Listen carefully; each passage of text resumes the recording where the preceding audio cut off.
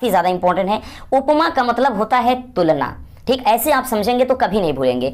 उपमा का अर्थ ही होता है बच्चों तुलना। अब उपमा अलंकार में लिखेंगे कि जहां पर उपमेय की तुलना उपमान से समानता के आधार पर की जाती है वहां पर उपमा अलंकार होता है। उपमेय क्या है बच्चों? जिसकी तुलना की जाए। उपमान क्या है? जिससे तुलना की जाए। जैसे हमारी तुलना अगर किसी दूसरे व्यक्ति से की जा रही तो हम उपमेय हैं और दूसरा व्यक्ति उपमान है। तो यहां पर आप ऐसे भी कर सकते हैं कि जब किसी व्यक्ति या वस्तु की तुलना किसी दूसरे व्यक्ति या वस्तु से समानता के आधार पर की जाए तो वहां पर होता है उपमा अलंकार। यहां पर हमेशा तुलना की जाएगी, बस इतना याद रखना। लेकिन तुलना होगी भी तो बच्चों समानता के आधार पर, यानी दोनों में कोई अंतर नहीं होगा, समानता के आधार पर होगा। जैसे एग्जाम्पल में देख लेते हैं कि फूलों सा चेहरा तेरा और कलियों सी मुस्कान है। सुना होगा, आपने सुना होगा कि फूलों सा चेहरा तेरा कलियों सी मुस्कान है, रंग तेरा देख के रूप तेरा देख के कुदरत भी हैरान है। ऐसा गाना है ना बच्चों। तो उसी में कह रहा कि फूलों सा चेहरा तेरा और कलियों सी मुस्कान है।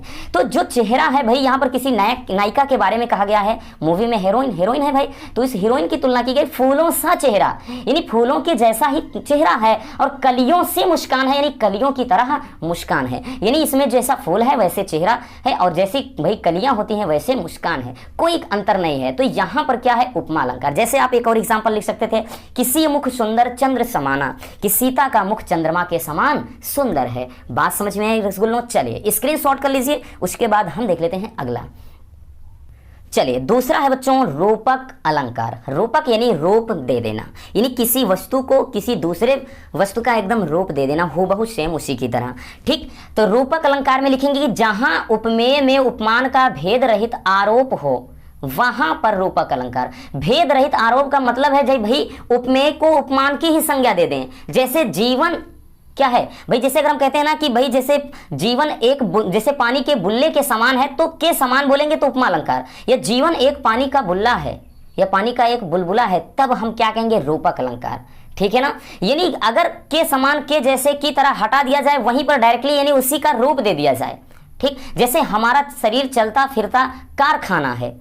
ठीक, तो हमारा शरीर और कारखाना दोनों एक ही बता दिए गए हैं। अब अगर कह दिया जाए शरीर चलते फिरते कारखाने की तरह है तो उपमा अलंकार, लेकिन शरीर एक चलता फिरता कारखाना है बच्चों तो रूपक अलंकार। यानी यहाँ पर क्या है? भेद रहित आरोप होता है, यानी उपमेय और उपमान में कोई अंतर ही नहीं समझ में आता है। उपमेय का मतलब हमने बताया जिससे तुलना करें, मतलब जिसकी तुलना करें, और उपमान का मतलब जिससे तुलना करें। ठीक, बात समझ में आई बच्चों? तो ये होता है उपमेय और उपमान। जैसे यहाँ पर एग्जाम्पल है कि पायो जी मैंने राम रतन धन पायो।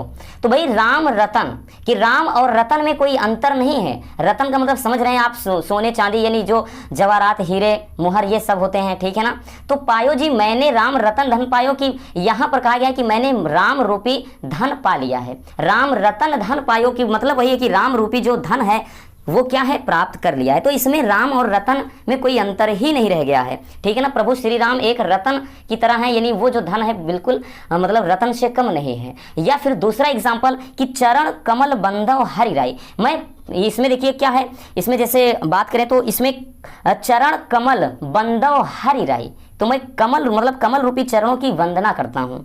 ठीक है ना, तो यहाँ पर जो कमल है और चरण है दोनों में कोई अंतर नहीं है। तो यहाँ पर क्या हो जाता है बच्चों? रूपक अलंकार। समझ गए? ठीक, आप इतना ध्यान देना बच्चों कि जो आपका उपमा और रूपक दोनों में यही अंतर होता है। उपमा में समानता के आधार पर तुलना होती है, लेकिन रूपक में रूप ही दे दिया जाता है, कोई अंतर ही नहीं समझ में आता है। ठीक है ना, यहाँ पर भी दो वस्तुओं या दो व्यक्तियों की तुलना होती है, बशर्ते क्या? समानता के आधार पर नहीं, उसमें एक दूसरे में कोई अंतर ही नहीं समझ में आता है। ठीक है ना, यानी भेद रहित आरोप हो जाता है। चलिए स्क्रीनशॉट कर लीजिए, उसके बाद अब हम देख लेते हैं अगला। चलिए अगला है बच्चों यमक अलंकार। यमक का मतलब ही होता है युगल यानी जोड़ा।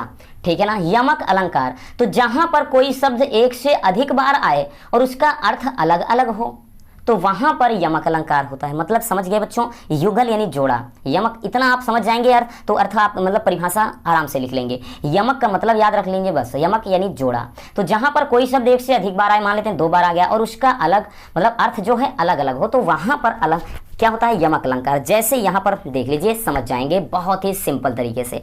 उदाहरण हमने रखा है कि काली घटा का घमंड घटा। देखिए बच्चों, काली घटा का घमंड घटा।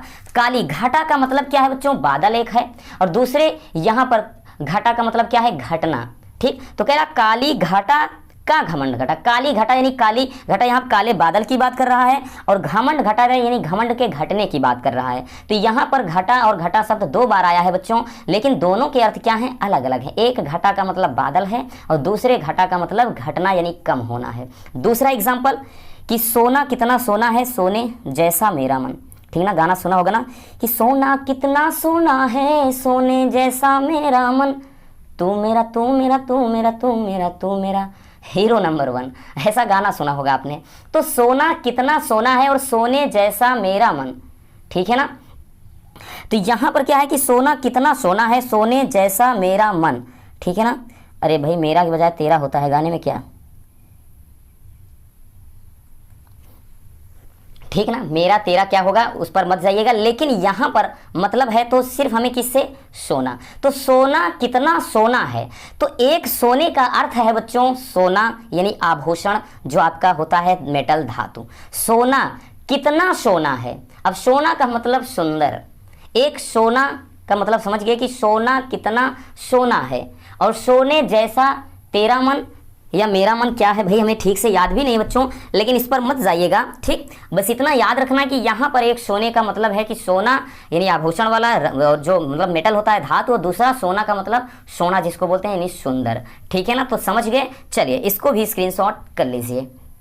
चलिए अगला है, एक और है बच्चों, क्योंकि इस 4 आपके मोस्ट इंपॉर्टेंट अलंकार हैं, बहुत ज़्यादा हैं, लेकिन 4 तो आपको बेहद ज़रूरी है कि आप अच्छे से तैयार कर लें। बहुत ज़्यादा डिफिकल्ट नहीं है और बहुत ज़्यादा डिफिकल्ट एग्जाम्पल भी हमने नहीं पिक किया है, ठीक है ना। चलिए देख लेते हैं कि श्लेष, श्लेष का मतलब होता है कि भाई गोंद या चिपकाना। श्लेष का मतलब क्या, चिपकाना। इसमें समझ लीजिए अर्थ चिपका रहता है।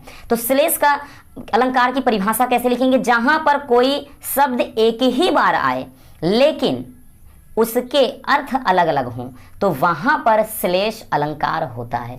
बात समझिएगा, इसके पहले यमक था, वहां पर हमने बताया था कोई शब्द एक से अधिक बार आए और अर्थ अलग अलग हो। लेकिन श्लेष में क्या है कि जहां पर कोई एक शब्द एक ही बार आए लेकिन अर्थ अलग अलग हो, दोनों में यही अंतर है। इसके पहले यमक में क्या होगा, एक से अधिक बार आएगा शब्द, लेकिन श्लेष में एक ही बार आएगा लेकिन अर्थ अलग अलग होगा। उसमें भी अर्थ अलग अलग, लेकिन वहां पर एक से अधिक बार शब्द आएगा, लेकिन इसमें एक ही बार आएगा जैसे।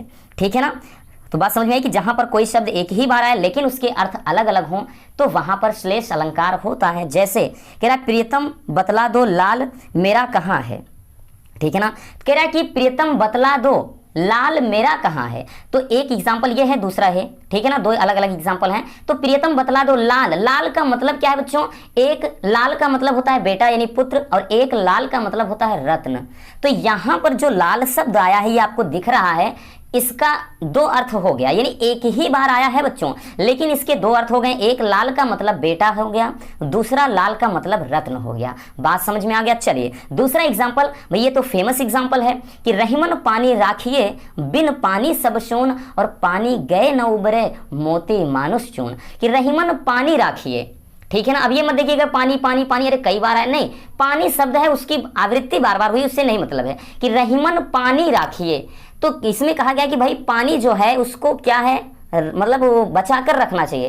कौन सा पानी, अभी बताते हैं। कि कह रहा है कि अगर पानी चला गया, यानी इसमें कह रहा है कि रहीमन पानी राखिए बिन पानी सब सून, कि पानी को मतलब बचा कर रखिए क्योंकि बिना पानी के सब कुछ सून है, और पानी गए ना उबरे, अगर पानी चला गया तो दोबारा नहीं आएगा। किसका, मोती मानुष चून, यानी अगर मोती का पानी चला गया भाई कहानी खत्म, दोबारा वो चमक नहीं आएगी। मानुष यानी मनुष्य का पानी, पानी का मतलब लाज, उस अगर जिसको मान सम्मान इज्जत बोलते हैं, वो चला गया भाई खत्म।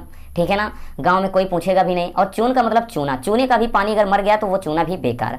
तो वही कह रहा है कि भाई अगर मोती मनुष्य और चूना इन तीनों का पानी एक बार चला गया तो फिर दोबारा कभी नहीं आएगा। तो यहाँ पर पानी शब्द एक बार है लेकिन उसके अर्थ क्या है, अलग अलग हैं। तो यहाँ पर क्या हो जाता है बच्चों, श्लेष अलंकार। बात समझ में आई। चलिए स्क्रीनशॉट कर लीजिए, उसके बाद हम देखते हैं अगला टॉपिक।